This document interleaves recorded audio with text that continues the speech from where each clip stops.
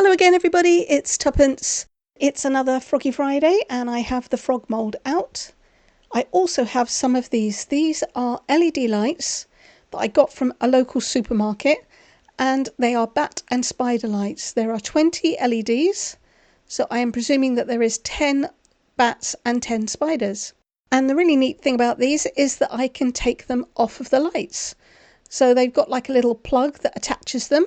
So I've taken some off and I want to make a mould out of them. I use my Dremel to sand a plug off of the back so that it's nice and flat and I can sit it on top of a tin. This is the lid off of a gift box. I think it had a gift card in it. And I'm using it just because it's metal. It means that it's a little bit more heat proof. In fact, it will hold the heat. And this is going to make this easier for me to use. And this is heat remoldable clay. So I'm going to heat that up using my heat gun, and then I can hopefully make a mould out that bat so that I can make some UV resin bats. So I'm going to heat this until it's nice and soft, and I'm going to speed this up and remove the sound. So the packaging advises that you use warm water to make this nice and soft, but I actually find it's easier to use the heat gun, and then I haven't got to worry about any water being left on the clay when I'm using it with resin. But I don't want to over melt it, so as long as it's soft, that should be fine. Okay, it didn't take very long. It's pretty warm, but it is nice and squidgy. So now I'm going to lay my bat on top of the tin, and then I'm going to push this blob down on top of it. I want to make sure that it is big enough to cover all of it. And then I'm going to use a stamping block to make the back nice and flat so that when I turn this back the other way round, it's going to sit evenly and I'll be able to put the UV resin in. I'm going to leave this to cool now, and then once this is set, I can come back and demold it. Alright, that is nice and cool, so I'm going to take that off the tin and then I can remove it from the block. This stuff remains pretty flexible, so I'm just going to flex it and hopefully that bat will pop out. There we go.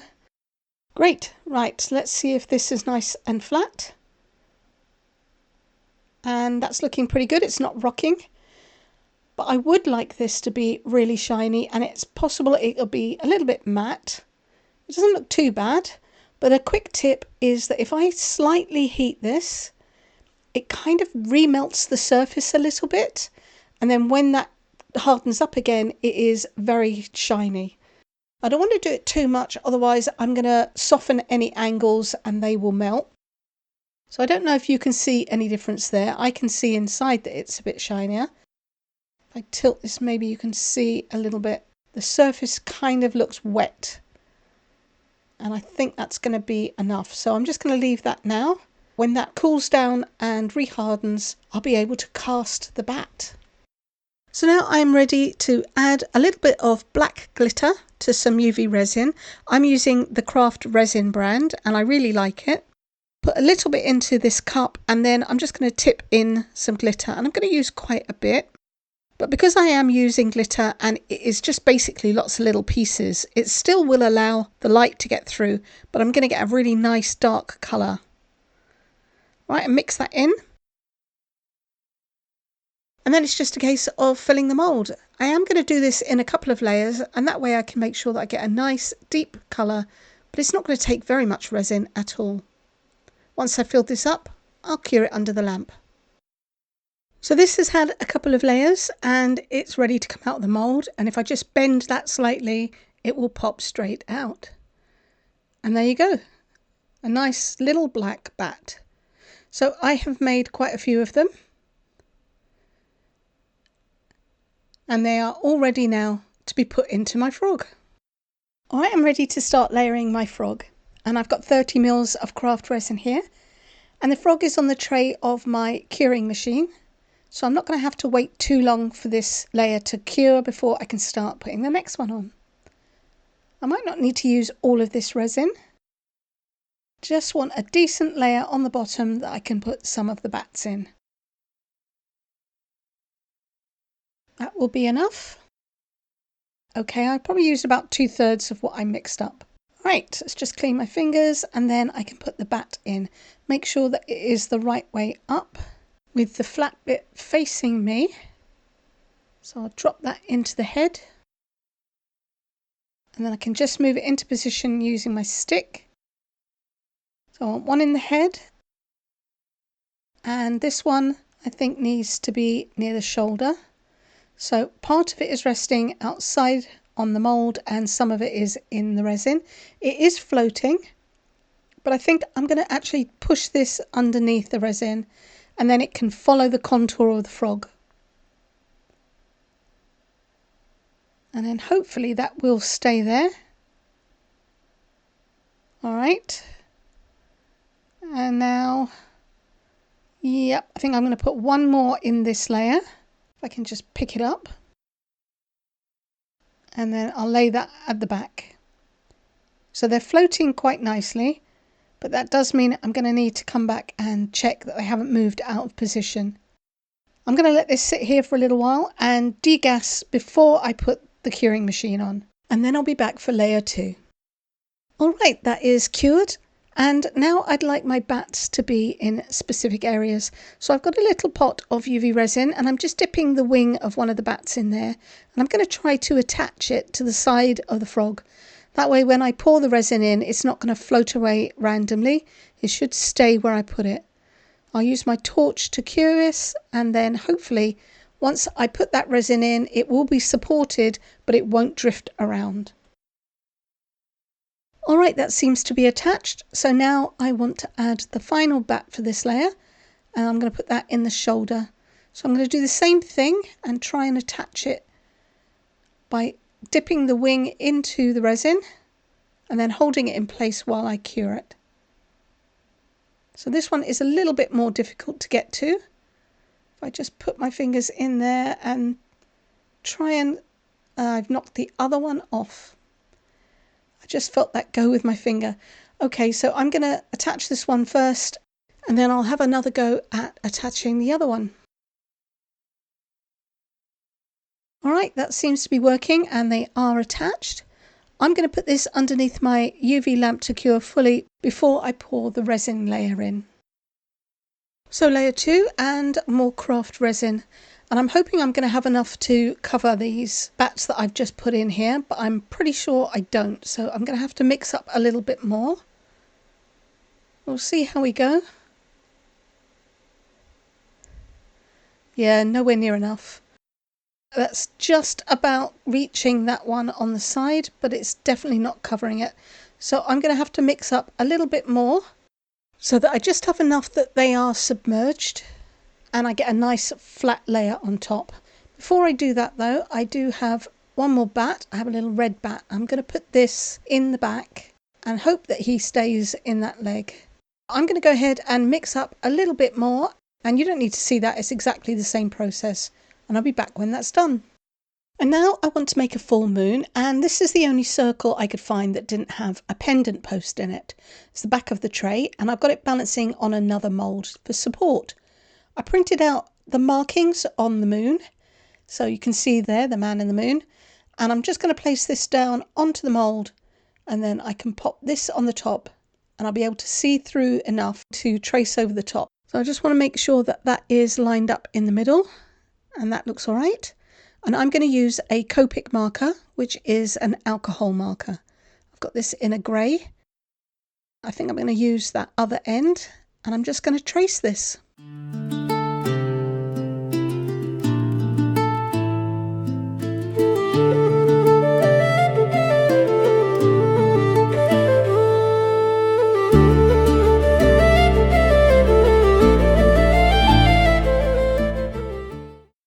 That is looking good. It looks like a man and a moon.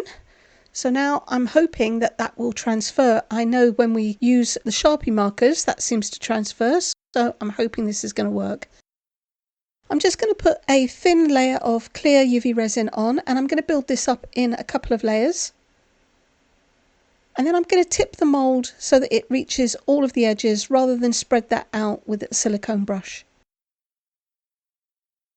And once I've done that, I'm going to pop this underneath the UV lamp to cure. For the next layer, I'm going to colour my UV resin with some of these acrylic nail powders. I'm going to use this kind of yellowy green one because it's a glow in the dark. I'm going to put a decent amount in there too. I'll make sure that I mix this in really well as it doesn't dissolve quite as well as a mica powder. I'm going to pour a little bit in because I want to give this a couple of coats. I'll just spread this out a little bit, and I can see that there are a few lumps in there, so I obviously didn't get them all. I'm going to add a tiny bit more UV resin, and then I can mix that in, and then hopefully I'm going to have enough to do a second coat. Okay, that is the second layer cured, and I'm ready to demould this. Hopefully that pen will have transferred, and the mould looks pretty clean, and that definitely looks like a moon, although it is back to front. I should have done that the other way round. Yep, I should have just reversed that image when I drew this on. It's a little hard to get your head around the geometry sometimes. Anyway. Alright, so that is going to go in my frog. Let me grab that. So I've already mixed up and put in the resin, and I've been leaving it in there just to degas for a little bit, and now I need to put the moon in. So I'm going to give this a coat of resin. I'll just take some out and spread it on here, and that way hopefully I'm going to avoid getting any bubbles. If I just sink this into that resin as it is, I might trap some bubbles under there. I'm just going to spread that out. That looks pretty good. And now I just need to pop this down. And it just about fits, which is great. I've got a little room on either side. And I just have enough room in terms of depth. It's about level with the top of the frog. So it is pretty much sitting on that layer that was in there before, but it is sliding around a little bit. So I'm going to need to make sure that I keep an eye on that and that it doesn't wander around too much. Okay, just clean off my hands. And I just want to smooth out some of this resin and push it into the toes. So there'll be one final layer on the back of this, and there should be enough room. So I just want to make sure that it is nice and flat and that I've pushed this into all of the toes. And I will be back when I'm ready to add that final layer. And because this final layer is pretty thin, I've decided to use some UV resin and glitters to create the night sky.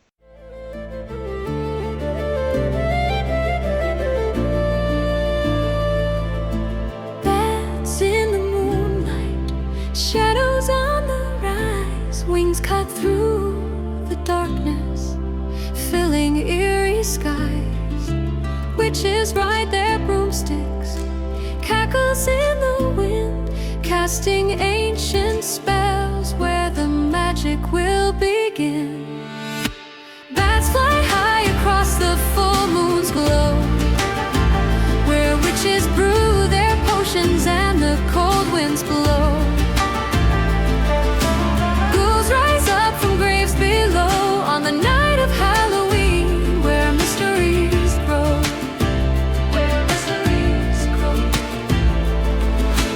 Whispers in the forest, cauldrons burning bright, spirits dance with shadows on this haunted night. The stars hide in silence as the witches' chants unfold, tales of ancient magic and secrets never told. Bats fly high across the full moon's glow, where witches brew their potions and the cold winds blow. Ghouls rise up from graves below on the night of Halloween, where mysteries grow. Where mysteries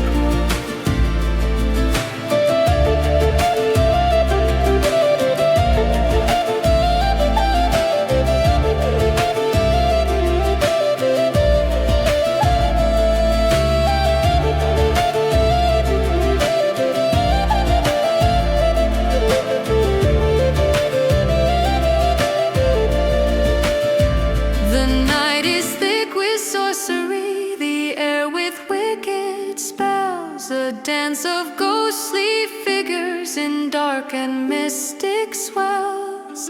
The bats, the ghouls, the witches all unite in the eerie swirling shadows of this Halloween night.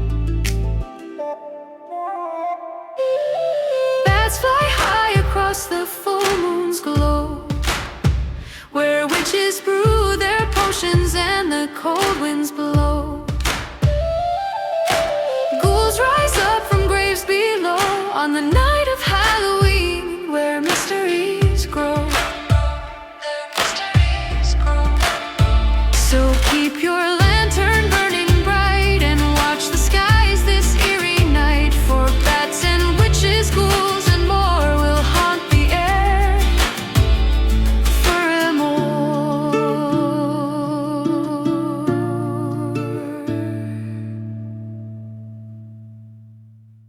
Before I demold the frog, it is part of a weekly collaboration called Froggy Friday, and it's hosted by Lisa, Girl in the Garage, and Karen of the Dragon's Cave, assisted by Lula, Nerd Goblin Art, Gert Creates, and Tim, Bass Resonator. Check my video description below for the link to the playlist. Time for demold, and I gave this 10 minutes underneath the UV lamp just to make sure that it was thoroughly cured. So once I get this out of the mould, I can turn it over and have a look. It's not too bad. I'm a little annoyed that that bat in the head has moved out of position, and I really do wish I'd put some blue glitter under the chin. So some of the bats you can't really tell what they are because they're a little distorted by the frog. Like this red bat in the leg, you can't really tell what that is. I do need to give this a top coat though, because my mould is getting a little bit matte. And I've got a couple of extra bats that I want to fix on the outside. So let me get some gloves on, and I'll add a top coat of UV resin to make him shiny again.